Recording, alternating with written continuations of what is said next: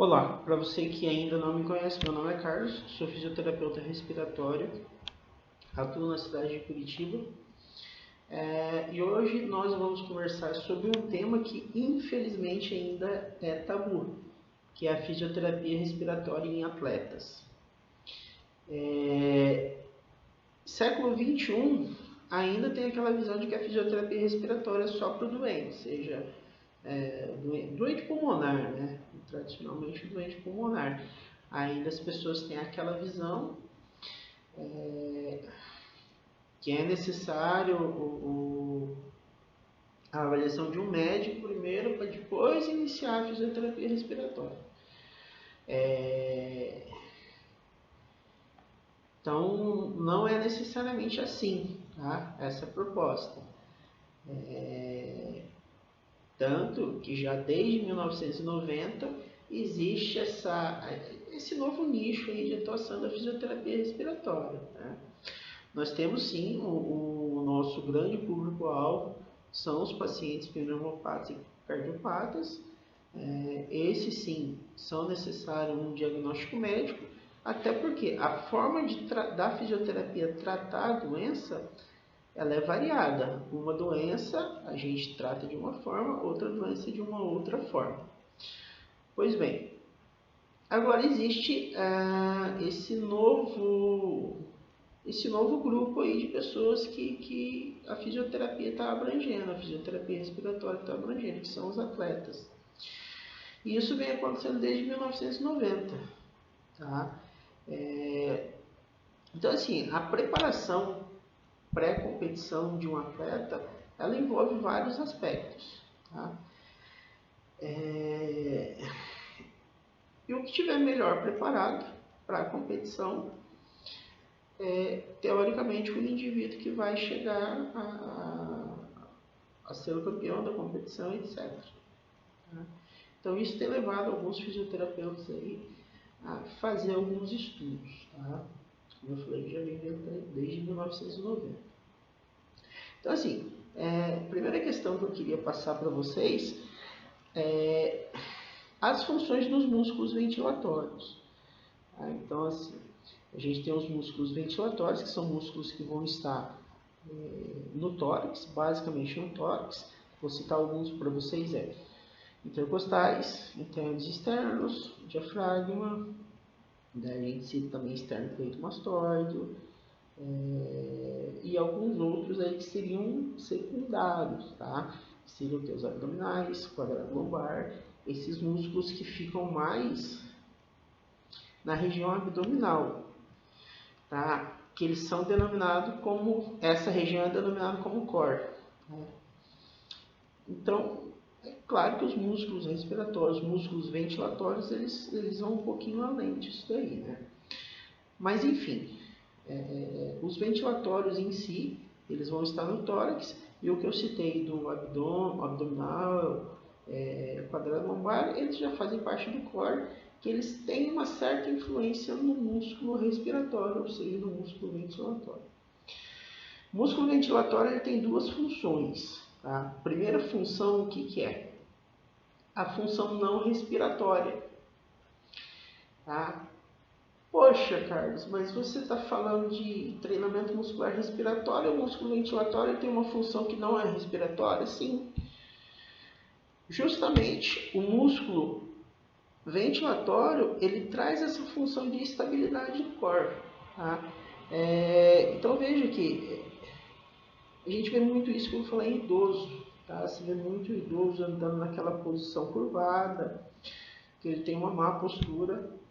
Isso também é fruto de um déficit ali de força muscular respiratória, né? Um déficit ali no músculo ventilatório. A partir do momento que a gente trabalha esse grupo muscular, que por ser músculos estriados esqueléticos, eles também estão suscetíveis à perda de força e encurtamento, a gente consegue dar um suporte melhor para o corpo, que vai favorecendo a estabilização do corpo, e alguns esportes ele passa a ser um diferencial bem grande. Tá?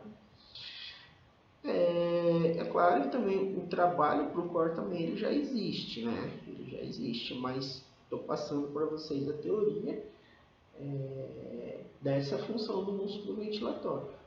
Uma outra função do músculo ventilatório, o que é? Seria a respiração em si. Qual seria a atuação do músculo ventilatório na respiração? Então, assim, processo de inspiração, o que acontece? Existe a abertura das costelas, tá? E a descida do diafragma. O diafragma desce, contração do diafragma quando ele vai para baixo. As costelas se abrem, isso gera uma pressão negativa e o ar entra dentro dos pulmões. O processo de inspiração é o contrário. O diafragma sobe, comprime o pulmão e as costelas se fecham. Esse mecanismo das costelas se fechar e o diafragma subir é literalmente apertar o pulmão para o ar sair. Que é um processo passivo, desde que o paciente, desde que o atleta esteja no repouso, certo? Então, assim, existe uma grandeza que a gente avalia essa questão de força muscular, a gente avalia indiretamente. O que é essa grandeza aí, tá? É a pressão inspiratória e a pressão expiratória. A gente chama de PI max e PE max. A gente aplica muito isso nos pacientes aí com doença pulmonar. Em alguns casos, aí, isso é de fundamental importância para o profissional médico estabelecer o diagnóstico da doença. Então, tem muitos casos lá que o médico faz todas as questões lá, todos os exames possíveis para diagnosticar aquela doença, e se ainda assim não fechou o diagnóstico, dependendo da suspeita diagnóstica, o profissional médico encaminha para o profissional fisioterapeuta para poder realizar esse exame, tá? De avaliação de força muscular respiratória. O exame em si a gente chama de manovapometria. Então, indiretamente, a gente avalia essa capacidade do músculo ventilatório gerar tensão, entenda também gerar essa pressão negativa para a entrada de ar no pulmão, tá? Então, assim, são essas duas funções do músculo ventilatório, tá? E como que vai ser a atuação aí do treinamento muscular respiratório? Veja que o treinamento muscular respiratório se divide em dois: o treinamento de força e o treinamento de endurance. Tá muito parecido com os treinamentos que os atletas realizam, seja de braço ou de perna, tá? Dentro do treinamento muscular respiratório para os atletas, a gente trabalha nessas questões também, tá? E qual que é a importância disso, né? Qual que é a importância disso e o que isso vai acarretar ou acontecer? A partir do momento que o atleta está condicionado, está sendo condicionado, ou está aderindo a esse programa de tratamento, a esse programa de treinamento, a gente gera uma adaptação desse músculo ventilatório, que vai culminar numa hipertrofia diafragmática. Essa hipertrofia diafragmática vai gerar uma homeostase, uma maior homeostase, e também uma resistência maior dele, uma adaptação maior ao esporte, tá? O que é isso? Vai gerar um equilíbrio, tá? E qual que é o equilíbrio que o músculo ventilatório pode gerar? Uma menor sensação de cansaço. A princípio a ideia é essa, tá? A princípio a ideia é essa. O que se faz de fisioterapia respiratória no atleta. Agora, eventualmente você pode perguntar assim, que já me perguntaram isso, já colocaram isso, falei, poxa, mas assim, eu puxo o ar lá, o ar entra, quando eu levanto eu puxo o ar, enfim. Justamente, né? Todo mundo quando vai fazer um exercício, ele puxa o ar e solta o ar.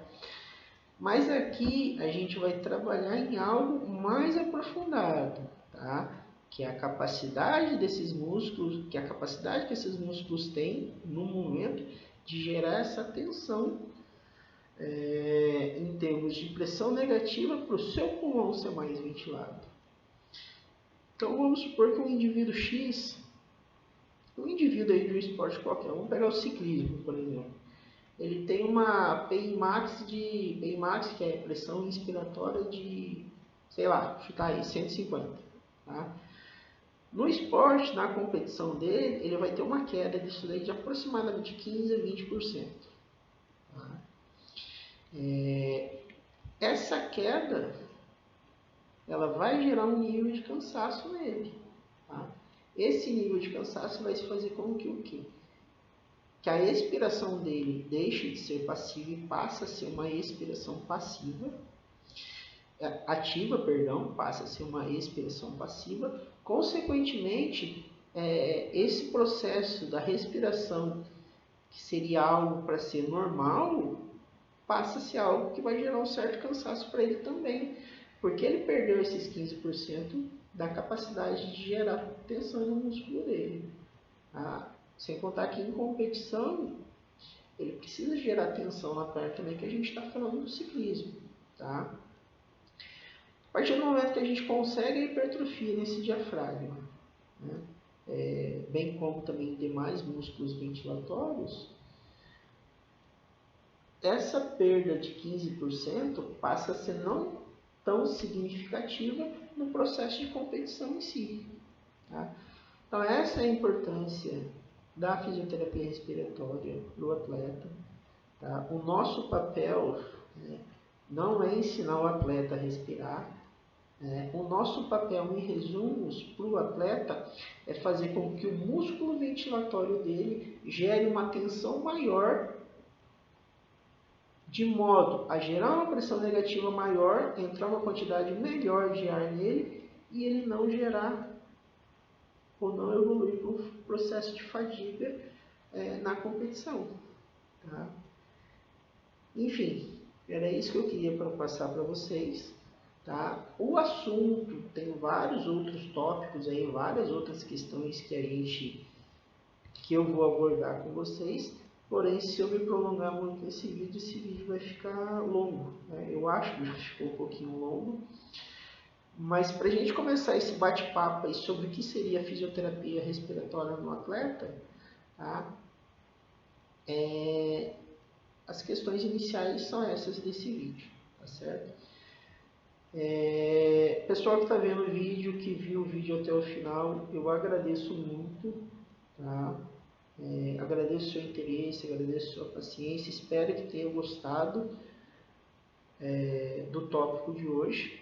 É algo que tem mais assunto, a gente vai conversar mais um pouco em outros vídeos. Existiu dúvida sobre o que eu falei? Escreve aí embaixo nos comentários que eu vou ter o maior prazer de responder essas dúvidas. Ficará também na descrição do vídeo os meus contatos. Tá? Pode entrar em contato também pelo telefone, pelo e-mail, que a gente vai conversar.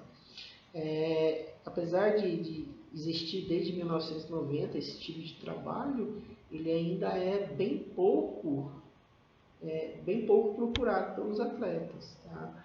Eu sinto que existe um pouco de preconceito ainda nessa questão aí, por parte de treinadores ou até mesmo por falta de conhecimento. Tá certo? E também, se gostou do vídeo, compartilhe aí com os seus contatos. Assista o vídeo de ontem. Mais uma vez, espero que tenham gostado desse vídeo e não perca o vídeo de amanhã. Tá certo? Então, um abraço e até a próxima.